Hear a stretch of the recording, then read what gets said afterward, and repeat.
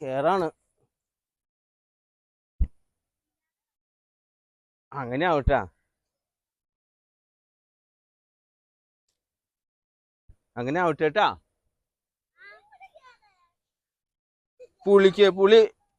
പുളിമരം അല്ലേ? പുളിയല്ലല്ലോ. ഇത് നല്ല രസമാണല്ലോ ഇവിടെ കയറി ഇരിക്കാൻ അല്ലേ? കാറ്റ് കൊണ്ടിരിക്കാം.